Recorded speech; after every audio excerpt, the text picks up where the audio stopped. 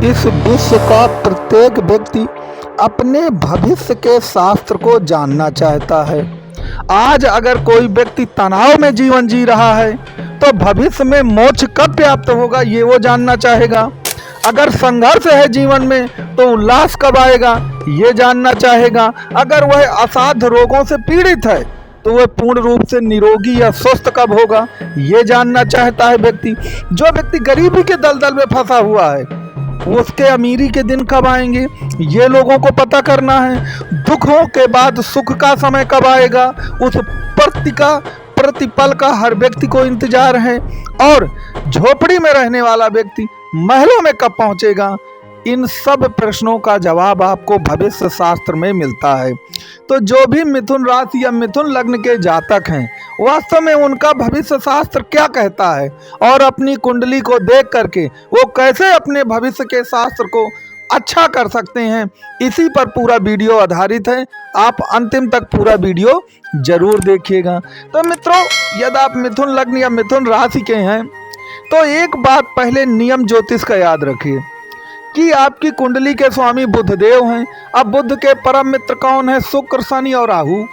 तो बस आपको बुध, शुक्र, शनि और राहु पर फोकस करना है और इन पर यदि आपने ढंग से फोकस कर लिया और इनके सीक्रेट को आप जान गए तो आपका भविष्य शास्त्र अच्छा ही रहेगा। तो हम शुरुआत जो है भविष्य शास्त्र के लिए सबसे इंपॉर्टेंट जो बात है वो है आपका भाग्य शास्त्र, कि आपकी भाग्य क्या कहती है। और मिथुन लग्न या मिथुन राशि की कुंडलियों में भाग्य का स्वामी शनिदेव होता है। तो यदि आप अपने भाग्य को जगाना चाहते हैं तो एक रूल हमेशा याद रखिएगा कि जिस भाव पर शनिदेव विराजमान है आपकी कुंडली में उस भाव से संबंधित कोई भी गलत काम आपको नहीं करना है, क्योंकि जो शनिदेव हैं वही ईमानदारी के और कठोर परिश्रम के प्रतीक माने गए हैं। तो अगर आपने उस भाव से संबंधित कार्यों में जरूरत से ज़्यादा बुद्धि, चालाकी, बेईमानी, धोखा, छल कपट, साम दाम दंड भेद इनका यदि आप प्रयोग करेंगे तो याद रखिएगा फिर आपकी भाग्य की उन्नति होने में आपको बहुत सारी दिक्कतें आएंगी। मैं आपको एक उदाहरण से समझाता हूं तो मेरी बात आपको ज़्यादा समझ में आएगी। देखिए, मान लीजिए शनिदेव आपकी कुंडली के चतुर्थ भाव में बैठ गए। तो चतुर्थ भाव आपका कहे का है, रियल एस्टेट का है, भूमि से संबंधित काम करते हैं। आपके मन और दिल भी कहलाता है वो, आपका भवन और वाहन भी कहलाता है। चतुर्थ भाव माता का भी भाव है। तो मान लीजिए आप रियल एस्टेट का बिजनेस करते हैं और उसमें आप सोचें कि मैं बेईमानी और छल कपट से कोई काम कर लूं, और अगर शनिदेव बैठे हैं आपके चतुर्थ भाव में तो याद रखिएगा आप 100% फंसेंगे और भाग्य आपका साथ नहीं देगी। क्योंकि शनि तो कुल मिलाकर आप जानते ही ना कि शनि कठोर परिश्रम है, आपका ईमानदारी है, डेडिकेशन के साथ काम करने को शनि कहते हैं। तो अगर आप शनि के मूल सिद्धांतों से अलग हो जाएंगे तो याद रखिए फिर भाग्य आपकी कहाँ उन्नत करेगी। तो इस बात को आप याद रखें। तो मैंने आपको एक सूत्र बता दिया। अब शनि आपके जिस जिस भाव में बैठे हैं उस भाव में क्या क्या प्रॉपर्टीज हैं, उनसे संबंधित कार्यों में आपको ईमानदारी बरतनी है। तो अब प्रश्न वही उठता है कि लोग कहेंगे कि महाराज आज की इस कलयुग में अगर हम 100% ईमानदारी पे उतर आएंगे तो पूरी दुनिया बेईमान हो जाएगी हमारे लिए। अगर पूरी दुनिया बेईमान हो गई हमारे लिए तो हम तो बर्बाद हो जाएंगे। तो 100% ईमानदारी से तो काम नहीं चलना ना। तो उसका भी एक सूत्र है। मैंने क्या कहा कि बुध के परम मित्र राहु हैं। ये देखिए कि राहु कहाँ बैठे हैं। अगर राहु मान लीजिए आपके जिस भी भाव में बैठे हैं वहाँ पे साम दाम दंड भेद, छल कपट, झूठ फरेब सब प्रयोग हो सकता है वहाँ पर, ये ध्यान दीजिएगा। लेकिन इसका मतलब ये नहीं है कि आज से आप वही काम करना शुरू कर दें, क्योंकि इसमें एक चीज़ याद रखिएगा, कुंडली की महादशा बहुत बड़ा रोल निभाती है। ऐसा ना हो कि अब महादशा आपकी बहुत विपरीत हो, खराब हो, कुंडली के बाकी ग्रह बहुत खराब हों और आप जो मैं कह रहा हूँ वो आप करना शुरू कर दें तो फिर उससे आपको नुकसान होगा। मैं आपको एक केवल सिद्धांत बता रहा हूँ, हम ये नहीं कह रहे कि आप ऐसा करिए गलत काम, ये चीज़ ध्यान दीजिएगा। तो कहने का तात्पर्य मेरे ये है कि जहाँ पर राहु विराजमान होते हैं वहाँ थोड़ा 19-20 जो है वो चलेगा।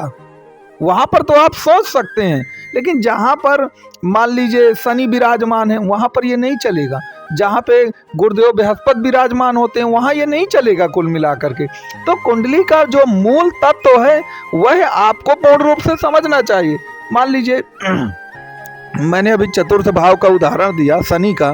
मान लीजिए चतुर्थ भाव में राहु बैठे होते तो थोड़ा 19-20 आपका चल जाएगा। अगर आप थोड़ा ज़्यादा बुद्धि प्रयोग करते हैं, साम दाम दंड भेद का प्रयोग करते हैं, तो ये बात राहु में लागू होगी लेकिन शनि में लागू नहीं होगी। तो मैंने आपको शनि और राहु के रूल बताए।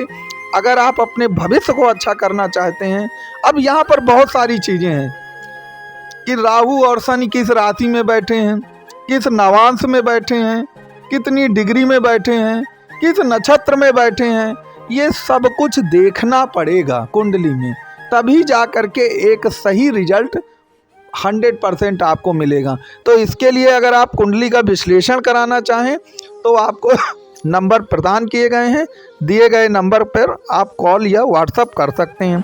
अब देखें, आपकी कुंडली का जो स्वामी है वो तो वास्तव में बुधदेव है। तो बुधदेव क्या है? बुद्धि है, व्यापार है। तो जहाँ पर बुधदेव बैठे हैं, अगर उससे संबंधित व्यापार आप करेंगे और अपनी बुद्धि का हमेशा प्रयोग करेंगे तो आपको लाभ 100% मिलना है। अब आप कहेंगे कि महाराज बात समझ में नहीं आई मेरे, तो मैं आपको बता दूं कि जैसे मान लीजिए बुधदेव जो हैं आपके 3rd भाव पर बैठे हैं। अब 3rd भाव कम्युनिकेशन का है, इंटरनेट का है, घूमने फिरने का या टूरिज्म का है। तो अगर आप टूरिज्म का काम करेंगे या ऐसा कोई काम करेंगे, इंटरनेट का ऑनलाइन काम करेंगे, तो बुधदेव 100% आपको लाभ देंगे। अब ये एक चीज़ यहाँ पे याद रखिएगा कि मैंने क्या बताया कि बुध आपकी बुद्धि है। तो बुद्धि आपका दिमाग कह सकते हैं आप। तो दिमाग और दिल में अंतर है। जो आपका दिल होता है वो इमोशंस पे ड्राइव होता है और दिमाग जो होता है ना वो इमोशन लेस होता है। तो याद रखिएगा, व्यापार इमोशन लेस होके किया जाता है। अगर आप इमोशन में आकर के कोई व्यापार या फाइनेंशियल डिसीजन लेंगे ना तो फिर उसमें लाभ की संभावना पर हानि की संभावना बहुत ज़्यादा बढ़ जाएगी। तो मित्रों, ये कहने का तात्पर्य है कि बुध आपकी कुंडली का बेस है और बुध वणिक वर्ग का भी है, वैश्य वर्ग में आता है। तो कहने का तात्पर्य ये है कि अगर आप व्यापार पर फोकस करते हैं और जिस स्थान पर बुध बैठा है वो व्यापार करते हैं तो निश्चित तौर पर आपको सफलता प्राप्त हो करके रहेगी। लोग करते क्या है कि बुध कहीं और बैठा है, व्यापार कुछ और कर रहे हैं, फिर कह रहे हैं कि महाराज हमारा व्यापार तो नहीं चल रहा, बताइए हम क्या करें। तो आपको ये पूरी कॉन्सेप्ट पता चली होगी कि मेरे कहने का तात्पर्य क्या है। आप इसी कॉन्सेप्ट पर चलें और काम करें। अगर आपको कोई बात समझ में ना रही हो तो आपको नंबर दिया गया है, तो आप दिए गए नंबर पे अपना कुंडली का कंसल्ट जो है कर सकते हैं।